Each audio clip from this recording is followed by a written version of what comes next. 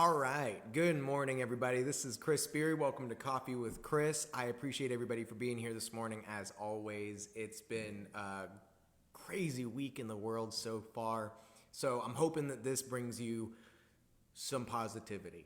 I'm hoping that if you're on social media right now, if you're on YouTube, if you're listening to podcasts, that this is a conscious decision and a choice to pick what's positive in the world. Focus on that. Because at the end of the day, whatever's going on in the world right now has very little effect on your day-to-day life. It may feel like it has a big effect, but ignore your senses for a moment and realize that the only thing that has the ability to change your day is really you. You are the one thing that you know that can change this moment, change right now. Your world, the room you're sitting in, the people you're around, you get to do it. So instead of letting outside influence affect your day, change the way you feel, change the way you interact, make the conscious decision to focus on something else. Make your choice. Share this with someone who you think is sharing too much information about what's going on in the world that's maybe negative. Maybe they need to take a break. They may not know it. Maybe you're that person.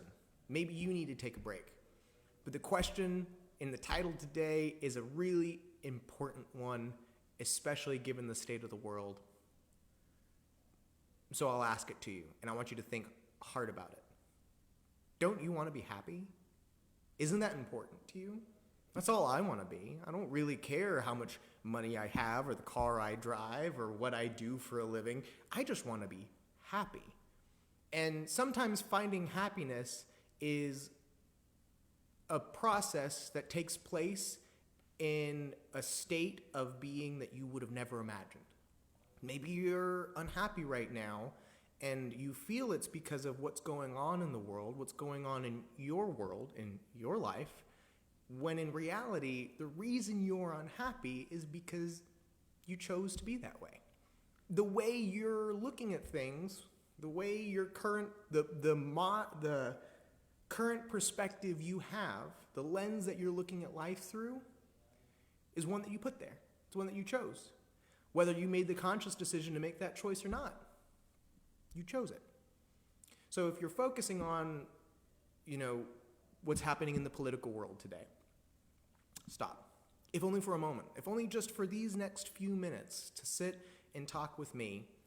If you're focusing on something catastrophic that's happening in your world that's closer to you, maybe you're suffering some loss. Maybe you're suffering from the death of a family member, the illness of a family member. I'm seeing more and more of that happening today. And it's devastating. It's heartbreaking.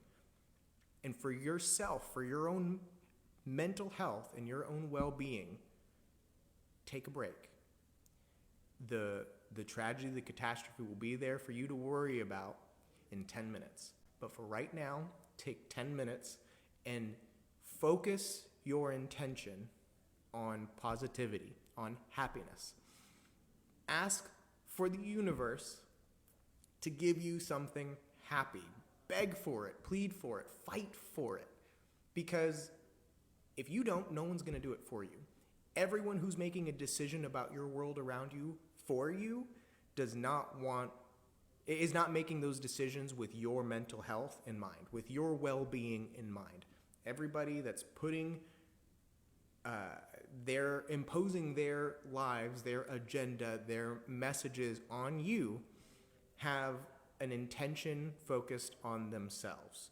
So if you're going to have anyone impose life on you, let it be yourself. You get to make the choice as to how you interact with certain situations. And this requires a level of self-awareness. You have to be able to ask yourself, am I choosing this? If you're unhappy, you have to be able to look inside and ask, is this a choice I've made? Am I choosing this for myself? And again, I talk about it all the time. I'm not perfect. This is something I'm guilty of all the time. I did it yesterday. I can be a jerk. I can be unhappy. There's times where I'm absolutely making the decision to be miserable. I make the choice. It happens on a regular basis. The difference is I know better. I know better. And what happens is I end up creating friction inside my own mind. When I do something contrary to a belief that I hold dear, I believe that happiness is a choice. I believe that my circumstances in the world around me have no bearing on how I feel. Only I do. Only I have that control and that power. So if that's the case, then any time that I am miserable, or I'm being a jerk, or I'm being unhappy, or I'm taking a tone with my wife, my kids, my family members, my brother, that is contrary to the things I talk about here on this show, it causes friction in my mind. It causes the little voice in the back of my mind that used to tell me things like, stop running, it hurts. Don't do that, it's uncomfortable. Don't push yourself, you won't get it. Don't call those people you don't deserve their business. That same little voice, I've trained over time with practice so that now when I do things like lose my temper with my kids, which I've got a lot of them, and they're in a destructive phase of life, so it happens a lot. I got a lot of kids, so sometimes they cause me to lose my cool. And when they do, instead of my wife having to look at me with angry eyes and tell me what I did wrong, or make me feel what I did was wrong or what I said was wrong, I hear it in my own head. Now, she still does that. My wife still looks at me angry when I'm just a little bit too mean to my daughter about something that I could have kept my cool over. But instead, now that voice is in my own head. Now I hear it say, you just made a choice out of misery. You chose to be an angry grump, and as a result, you made your daughter cry. Now, a little bit of discipline, a little bit of harsh words, not necessarily going to ruin someone's life, but if I ruin a moment of my child's life, a moment of my child's life that'll never come back to me, that's something significant. It's the little things like that add up. It's those experiences that we assume are just passing, fleeting moments. They're not even worthy of memory. But they are. They're worthy of discussion. It's not just living. It's living. It's life. That was a real moment in my life that I chose to spend poorly. That I chose to impact my daughter, my relationship with my daughter, poorly, even if for a moment, even if still curable, even if the damage that was done wasn't permanent, and it wasn't. We cuddled and hugged and watched a, fairy princess show on TV like 5 minutes after that. But it doesn't matter, because that 5-minute moment of misery, of anger, was a choice that I made. And I'll admit, I didn't make it consciously. But what I did make consciously was the realization that I was being a jerk and that I could stop it then and there. And it requires something that isn't natural to me. It might be natural to some, but based on the things that I see on social media and the interactions I have with people, I don't think it's common. And it's an innate humility to say, I was wrong. When I get so worked up that I'm in an argument with my wife, it takes me time for my emotions to simmer down so that I can come back to reason and I can tuck my tail, go back to my wife and say, I'm sorry, I was wrong for acting that way, for behaving that way. And the reason why it doesn't come naturally is because it's like a muscle. It's not something that you should neglect. If you don't use it, you'll lose it. If you don't practice humility, if you don't practice stifling your ego, then you won't know how to do it, even in crucial moments, even in times where you are needed in a greater capacity than just serving yourself. You won't have the ability or the choice because you haven't trained the muscle in your mind. You haven't really done the things that you needed to do to put yourself in the driver's seat of your own life. If you're sitting in the passenger seat, or worse yet, the back seat of your own life, you need to really reconsider your relationship with your inner voice. I have a horrible habit of trying to drown out my inner voice, because my personality type, I don't know if it's a little bit of ADD or what I've got going on, but I'm constantly thinking about the next thing, the next moment, the next project I want to work on, the next thing I want to accomplish, the next relationship I want to invest in. And really what it comes down to is I'm very overactive in my mind, and I don't give myself an opportunity to slow down and process. So I've started writing things down. This show is a way of kind of getting my stream of thought out of my brain into the world, and giving myself an opportunity to really listen to myself, to really listen to the thoughts that I have, reaffirm my beliefs, and maybe examine some of the ones that I carry that no longer serve me. So if you're standing in your own way today, instead of reveling in whatever sense of glory you feel from typing furiously or texting furiously,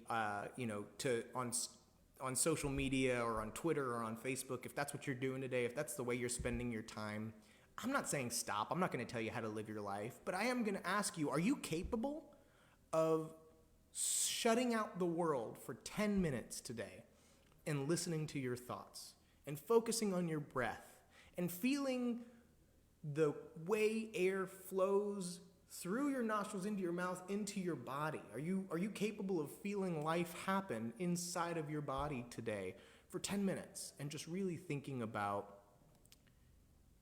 what's going on in your mind? What's in your way? What's standing in your way between where you are right now and true mental freedom and happiness?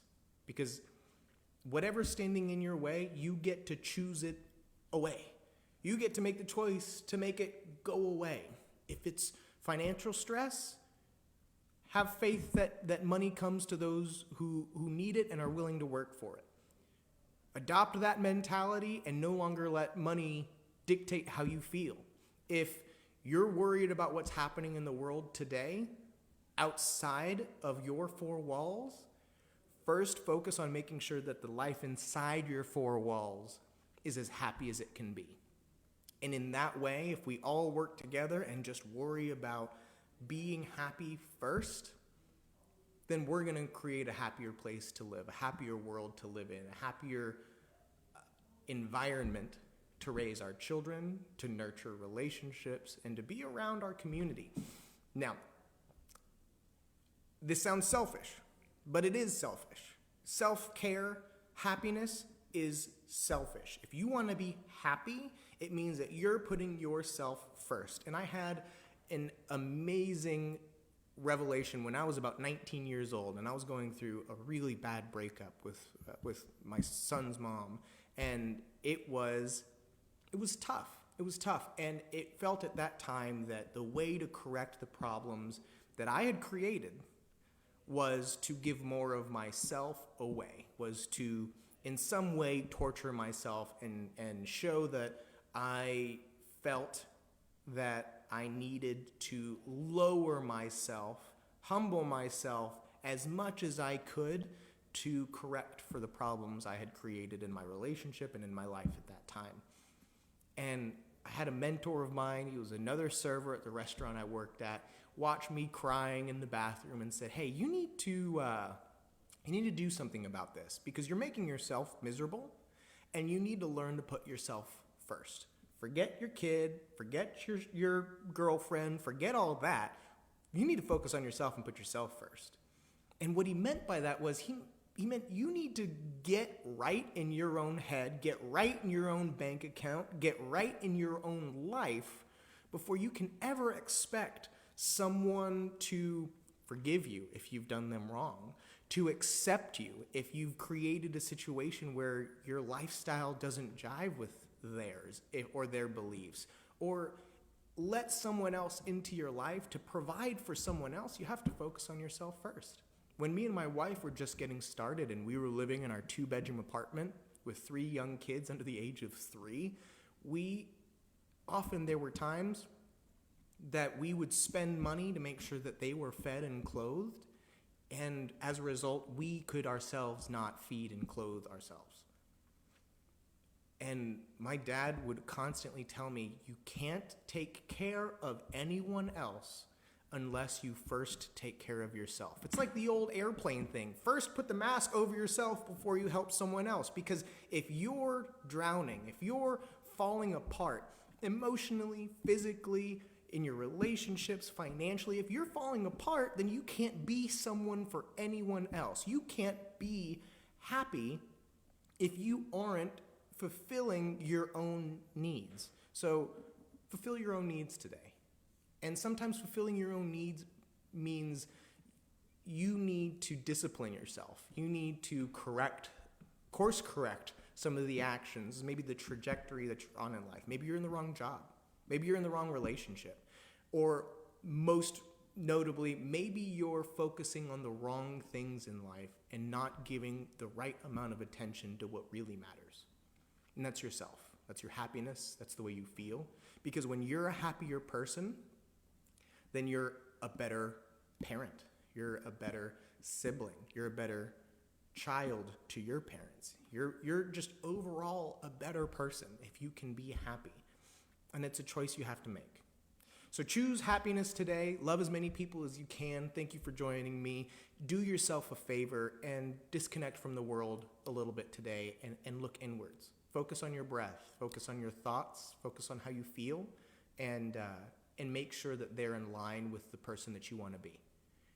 So thanks everybody for being here today. I really look forward to the next episode of Coffee with Chris, and I look forward to seeing you there.